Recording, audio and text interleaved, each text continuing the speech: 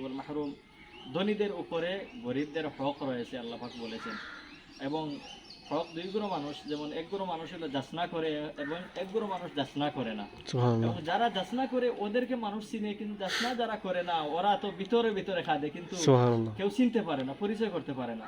আল্লাহ পাক অন্য আয়াতের মধ্যে বলেছেন লিল ফুকারা ইল্লাযিনা উহসিরু ফি সাবিলিল্লাহ লা ইস্তাতিউনা দারবান ফিল আরদ ইয়াহসাবুহুমুল জাহিলু আগনিয়া মিনাত তাআফফুফ।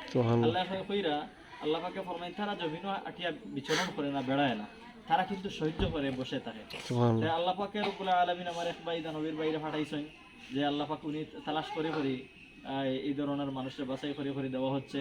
ও আমার নিকটে আরো কয়েকটা ফ্যামিলি আছে খুব অসহায়, যাদের স্বামী নাই বা ছেলে নাই, মেয়েদেরকে নিয়ে নারী মানে যাদের স্বামী নাই, ওই ধরনের অনেক ফ্যামিলি রয়েছে। যদি পরবর্তীতে আরও দেন তাহলে আমার সাথে যোগাযোগ করলে আমি ফ্যামিলিগুলোর মধ্যে আপনাদের সহযোগিতায় নিয়ে পৌঁছাইয়া দিব। যাক আল্লাহ পাক রব্বুল আলামিন এই আয়াতের মধ্যে বলেছেন যে ধনীদের উপরে গরিবদের হক রয়েছে।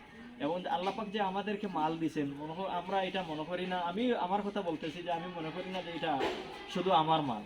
কারণ আল্লাহ পাক আমাকে অনেক সময় মাল দিয়েও পরীক্ষা করতে পারেন যে এই মাল কী করো।